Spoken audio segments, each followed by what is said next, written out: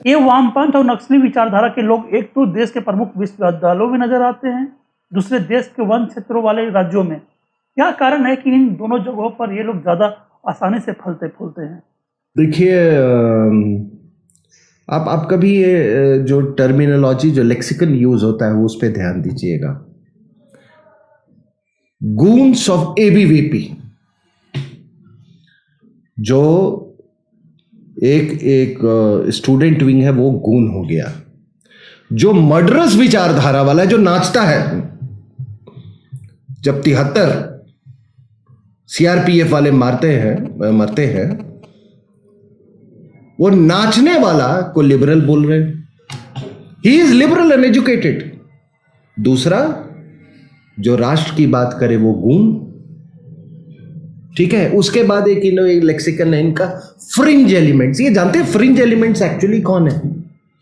आप अगर मुझसे पूछे कि who are the fringe elements in the country, ये 10, 12, 15 या 2 दर्जन ले लो। ये जो कुछ अपने न्यूज चैनल्स में, जिनको कि मैं आप बता दूं, एक पंचायत का भी इलेक्शन नहीं है जीत सकते, वो लोग उनका कब्जा है उस चैनल पे। सुबह से ये ऐसे ऐसे नैरेटिव चलाते हैं। हमारे और आपके पास टेलीविजन वो चैनल ही नहीं है, तभी तो हम अपनी बात हम आपको कह रहे हैं। तो ये किसी को गूंगा, और एक्चुअली में यही क्रिमिनल, जानते हैं साहब, इनको तकलीफ, आपने बड़ी अच्छी सवाल पूछी है। एक्चुअली हुआ क्या है, ये इतने साल से ये बड़ा अच्छा अरेंजमेंट था।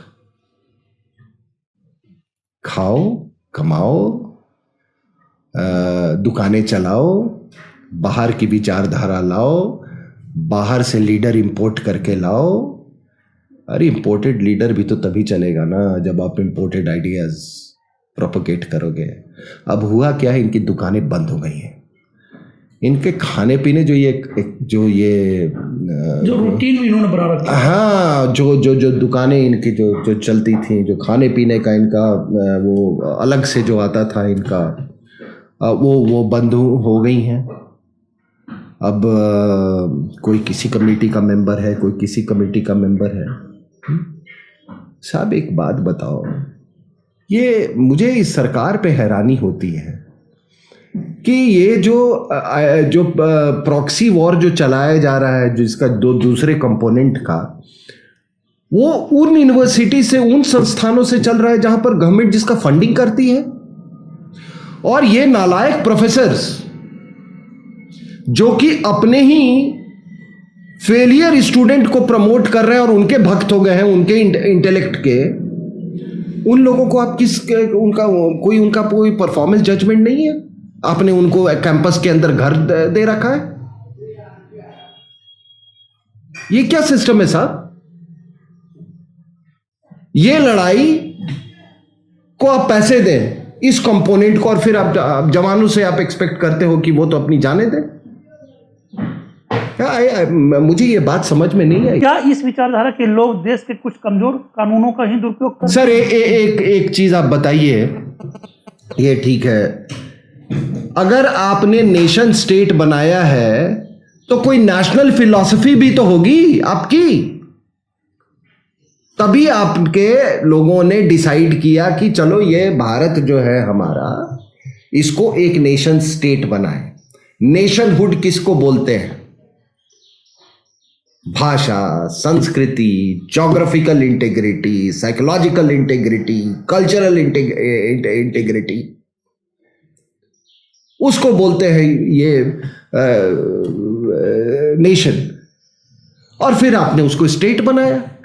तो ये नेशन स्टेट का भी तो कोई फिलॉसफी होना चाहिए। तो चलो मैं कहता हूं कि आपको कोई बहुत बड़ी फिलॉसफी नहीं, कम से कम यार झंडा, टेरिटोरियल इंटेग्रिटी, ठीक है, नेशनहुड, ये चीजें तो मिनिमम नेशनल एंथम के प्रति आपका ये, क्योंकि यू हैव डिसाइडेड आप पर ये देश तमाम मेहरबानियां कर रही हैं,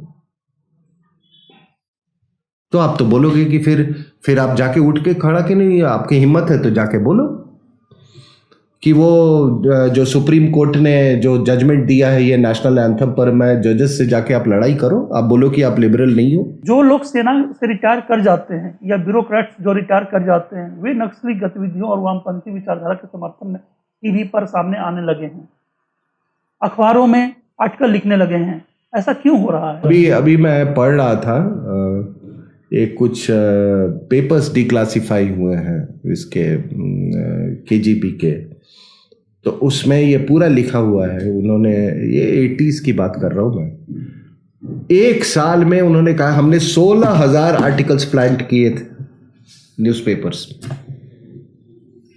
ये सन 84-85 की बात कर रहा हूँ, ये डिक्लासिफाइड पेपर्स, 16,000 आर्टिकल्स।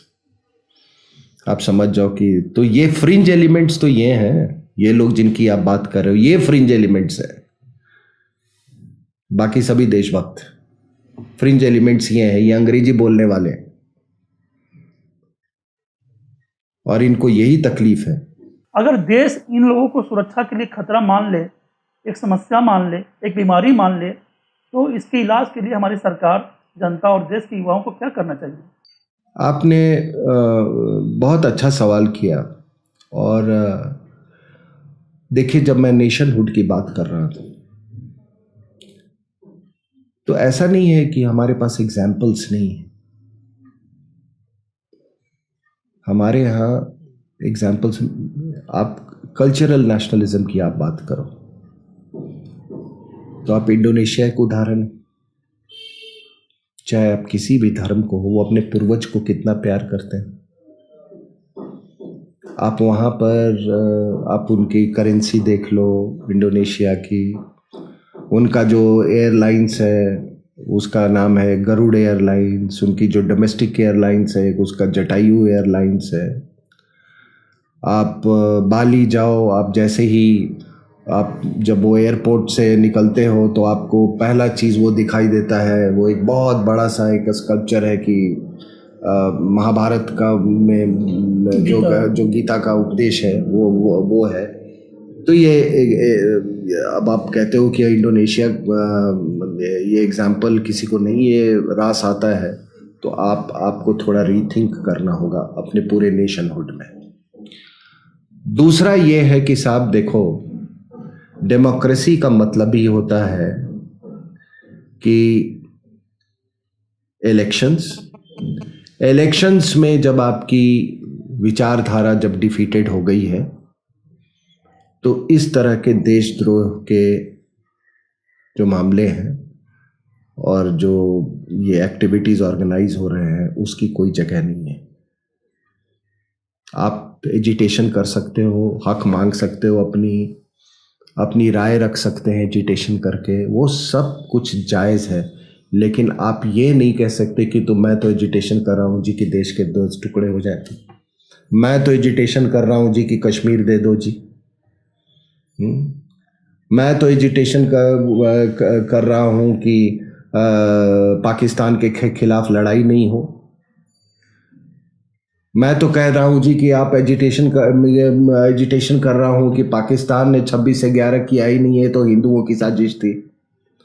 ये ऐसे नेशनहुड नहीं बन सकता है और इस पे सरकार को बहुत सख्ती से इस पे कार्रवाई करनी होगी। और देखिए साहब, मैं एक बात आपको बता दूं, आपने पूछा, मैं ये सारी इंटरनेशनल विचारधारा है। आपको याद होगा कि और इतिहास में आपने इंटरनेशनल विचारधारा की बातें कही, लेकिन जब हम अपने देश के वामपंथी विचार वालों से बातें करते हैं या किसी साहित्यकार और पत्रकार से बातें करते हैं तो वे कहते हैं कि हमारा वामपंथ विचार रूस या चीन या कहीं बाहर से नहीं आया है, भारत का वामपंथ और साम्यवाद अपना है और दूसरों से अलग है। तो क्या उनके पिताजी ने सिखाया था इसको? तो करते हैं नहीं, तो फिर तो नाम हटा लेना, Communist Party of India, Communist Party of India Marxist, Communist Party of India Marxist Leninist, Communist Party of India Yechury Karat नहीं हो सकता। Communist Party of India Yechury Karat नहीं हो सकता। Communist Party of India Surjeet Jyoti नहीं हो सकता है, लेकिन Communist Party of India Marxist और लेनिनिस्ट हो सकता है। वो तुम्हारे मिट्टी के हैं। हिंदी जानते थे, हिंदी उनको सिखा के तुमने फिर कम्युनिज्म सीखा। क्या बकवास है साहब ये।